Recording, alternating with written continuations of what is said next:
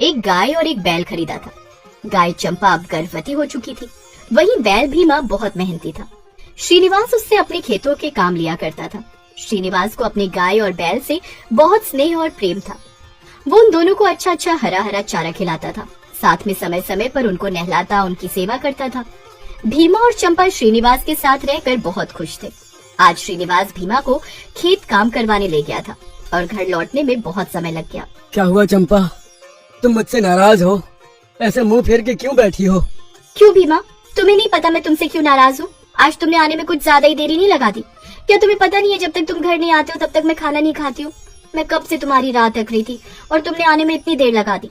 चंपा, आज खेत में थोड़ा ज्यादा काम था, इस वजह से देरी हो गई। और तुम्हें तो पता ही है कि तुम गर्भवती हो, तुम्हें समय से खा पी लेना चाहिए, मेरा इंतजार नहीं करना चाहिए। और तुम्हें कितनी बार कहा है चंपा कि मुझे इतना प्रेम मत करो। भगवान ना करे अगर कल को कभी ऐसा दिन आए कि हमें एक दूसरे से अलग होना पड़े, तो फिर क्या करोगी तुम? भीमा, शुभ शुभ बोलो, हम कभी अलग नहीं होंगे। चंपा को समझाने वाला भीमा खुद भी चंपा से बहुत प्रेम करता था, लेकिन वो चंपा को हमेशा समझाया करता था कि वो उसे इतना प्रेम न करे, क्योंकि वो तो जानवर है, उन्हें किसी भी समय कोई भी खरीद सकता है और अलग करके अपने साथ ले जा सकता है। जानवर हुए तो क्या हुआ, कोई हमें कैसे अलग कर सकता है? आखिर हमारे सीने के अंदर भी तो दिल है, हम भी एक दूसरे से प्रेम कर सकते हैं ना। तुम ऐसी बातें ना करो, हम कभी एक दूसरे से अलग नहीं होंगे। श्रीनिवास का अच्छा चलता हुआ काम देखकर नंदू को बहुत बुरा लग रहा था। बार बार घर पर आकर श्रीनिवास को वो पैसों के लिए तंग किया करता था और उसे धमकी देकर जाता था कि अगर उसने पैसे नहीं लौटाए तो वो उसके बैल को ले जाएगा। एक दिन नंदू श्रीनिवास के घर अपने आदमियों को लेकर आता है। बहुत हुआ श्रीनिवास, मैंने तुम्हें बहुत समय दे दिया, लेकिन तुमने मेरे पैसे नहीं लौटाए। अब मैं तुम्हारे इस बैल को लेकर जा रहा हूँ। लेकिन आप ऐसा कैसे कर सकते हैं? आपने तो मुझे 2 दिन का और समय दिया था, तो फिर आप समय से पहले मेरे बैल को कैसे ले जा सकते हैं? नंदू श्रीनिवास की एक नहीं सुनता है और चुपचाप अपने आदमियों से कहकर श्रीनिवास की गौशाला से भीमा को खोल कर ले जाने लगता है। भीमा चंपा से बिछड़कर बहुत दुखी थी, वहीं चंपा भी भीमा को दूर जाता हुआ देख नहीं पा रही थी। भीमा, तुम मुझे छोड़कर नहीं जा सकते। क्या तुम मुझे बार बार इसी दिन के लिए कहा करते थे कि मैं तुमसे इतना प्रेम न करूं? तुम्हारी बात सच साबित हुई भीमा, हमें अलग कर दिया गया। नंदू जबरन भीमा को अपने साथ ले जाता है। वहीं श्रीनिवास और उसकी पत्नी से ये सब देख बर्दाश्त नहीं हो रहा था। वो चंपा को भी भीमा के लिए तड़पता हुआ देख नहीं पा रहे थे। ऐसे ऐसे दिन बीतते गए। चंपा गर्भावस्था में बहुत कमजोर हो चुकी थी। भीमा से अलग होने का सदमा वो बर्दाश्त नहीं कर पा रही थी, जिस वजह से ना वो कुछ खा रही थी ना पी रही थी। मेरे गहने की 4 चीजें कब और किस दिन काम आएंगे? आप इन्हें बेचकर उस नंदू के पैसे लौटा दीजिए और जल्दी से भीमा को घर वापस ले आइए। मुझसे चंपा की हालत देखी नहीं जा रही है, वो बहुत कमजोर हो चुकी है। अगर ऐसे ही चलता रहा तो पेट में उसका बच्चा भी मर जाएगा। वो दोनों जानवर जरूर है, लेकिन उन्हें भी हमारी तरह तकलीफ होती है। वैसे भी भीमा और चंपा तो दुनिया में बिल्कुल अलग है, बहुत प्यार करते हैं वो एक दूसरे से। उन्हें एक दूसरे से दूर करना मानो बहुत बड़ा पाप है। अब जल्दी से इन गहनों को बेच कर लाइए, वैसे भी मैं इन गहनों को पहनती भी नहीं हूँ। श्रीनिवास अपनी पत्नी की बात सुनकर बहुत खुश हो जाता है और उसे कहता है कि आज तो वो उसके गहने बेचकर भीमा को वापस ले आएगा, लेकिन वो बहुत जल्द अपनी पत्नी को नए गहने बनवा कर देगा। श्रीनिवास भीमा को नंदू से वापस पाने के लिए गहने बेचने बाजार चला जाता है। वहीं दूसरी ओर चंपा के सब्र का बांध टूट चुका था, वो भीमा के बिना बिल्कुल नहीं रह पा रही थी।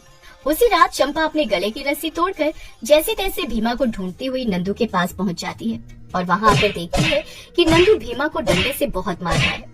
भीमा बुरी तरह से जख्मी हो चुका था। चंपा से ये सब बर्दाश्त नहीं होता है और वो अपनी सींगों से उठाकर नंदू को पटक देती है। नंदू दूर जाकर गिरता है। वहीं भीमा मार खा खा कर जमीन पर गिर जाता है और पानी मांगने लगता है। पानी, पानी, मुझे कोई पानी पिला दो। अभी लाती हूँ भीमा, मैं अभी लाती हूँ तुम्हारे लिए पानी। चंपा भीमा के लिए पानी के लिए इधर उधर भटकती है, लेकिन उसे कहीं पानी नहीं मिलता है। तभी एक जगह चंपा देखती है कि टूटे हुए घड़े का टुकड़ा जमीन पर पड़ा है, जिसमें थोड़ा सा पानी है। चंपा उस टुकड़े को उठाकर लाती है और उस थोड़े से पानी को भीमा को पिलाती है। क्या हालत कर दी भीमा तुम्हारी इस क्रूर आदमी ने। घर में हमारे मालिक ने हम पर कभी हाथ नहीं उठाया, वो कितने अच्छे हैं, और इस दुष्ट ने तुम्हारा मार मार कर कितना बुरा हाल कर दिया है। चंपा, तुम्हें यहाँ नहीं आना चाहिए था, तुम यहाँ क्यों आई हो? ये आदमी अच्छा नहीं है, तुम जानती हो ना, तुम गर्भवती हो। यहाँ पर मैं अकेला नहीं हूँ, इस आदमी ने और भी बहुत सारे जानवर रखे हैं जिन्हें ये कल मेरे साथ कसाई को बेचने वाला है। भीमा, तुम तो जानते ही हो ना, मैं तुम्हारे बिना नहीं रह सकती। मैंने ये दिन तुम्हारे बिना कैसे गुजारे हैं वो मैं ही जानती हूँ। मैं भी तुम्हारे बिना नहीं जी सकता चंपा, लेकिन क्या करें, हम जानवरों की किस्मत ही ऐसी होती है। हमारा अपने ही जीवन पर हक नहीं होता। हमारी जिंदगी और मौत की डोर इंसानों ने अपने हाथ में रखी होती है। मैं नहीं चाहता कि मेरे साथ तुम्हें ये कसाई को बेच दे। जाओ चंपा, यहाँ से भाग जाओ, और किसी के लिए नहीं, कम से कम मेरे लिए अपनी और मेरे बच्चे की जान बचा लो। भीमा, तुम चिंता न करो, हम सब यहाँ से सुरक्षित जाएंगे, और ये बात हमारे मालिक को पता चलनी चाहिए। मैं अभी जा रही हूँ, तुम घबराना मत। मैं अभी मालिक को जाकर ये सारी बात बताती हूँ, और तुम्हारे साथ साथ उन बाकी के जानवरों को भी हमारे मालिक बचा लेंगे। जैसे ही चंपा वहाँ से पीछे मुड़कर अपने मालिक के पास आकर नंदू की सारी सच्चाई बताने के लिए जा रही होती है कि तभी नंदू को होश आ जाता है और वो डंडा पकड़कर चंपा को मारने लगता है। दुष्ट गाय, मुझे जख्मी करके अब यहाँ से भाग रही है। देख तेरा क्या हाल करता हूँ। इस बैल के साथ साथ अब तुझे भी मैं कल कसाई को बेच दूंगा। नंदू जानता था कि चंपा गर्भवती है, लेकिन फिर भी वो भीमा और बाकी जानवरों के साथ उसे भी कसाई को बेचने वाला था। चंपा और भीमा रात भर सोच सोच कर रोते रहते हैं कि कल नंदू उन्हें कसाई को बेच देगा और किसी को इस बारे में कानो कान खबर भी नहीं लगेगी। यहाँ तक कि उनका मालिक भी नंदू की सच्चाई नहीं जान पाएगा। उधर श्रीनिवास अपनी पत्नी के गहने बेचकर भीमा को नंदू से वापस लाने की तैयारी में था, लेकिन जब उन्हें घर पर चंपा नहीं दिखती है तो श्रीनिवास और उसकी पत्नी अंदाजा लगा लेते हैं कि वो जरूर भीमा के पास गई होगी। सुबह होते ही श्रीनिवास और उसकी पत्नी नंदू के घर पहुंच जाते हैं। उसी समय नंदू ने भीमा और चंपा के साथ बहुत सारे जानवरों को ट्रक में भर लिया था और कसाई को बेचने के लिए जा रहा था। ये सब श्रीनिवास और उसकी पत्नी देख लेते हैं और वो ट्रक को रोककर भीमा और चंपा के साथ सारे जानवरों को नीचे उतार लेते हैं। मैं तो तुम्हें यहाँ पैसे लौटा के अपने बैल को वापस लेने आया था, लेकिन मुझे तो यहाँ तुम्हारा एक अलग ही रंग दिख रहा है। तुम जानवरों को कसाई को बेचते हो सिर्फ चंद पैसों के लिए। अब देखना तुम्हारा क्या हाल होगा। नहीं, अब नहीं, अब मुझे माफ कर दो, मैं दोबारा कभी ऐसा काम नहीं करूंगा। तुम अपने बैल को ले जाओ और मुझे पैसे भी नहीं लौटाना। श्रीनिवास नंदू की सारी हरकतें गांव वालों को बताता है। सारे गांव वाले इकट्ठा होकर नंदू की खूब पिटाई करते हैं और उसे गांव से बाहर निकाल देते हैं।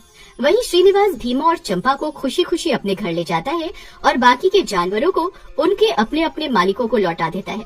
श्रीनिवास और उसकी पत्नी चंपा और भीमा को पाकर बहुत खुश थे और फिर बड़ी लगन और प्यार से उनकी खूब सेवा करते हैं।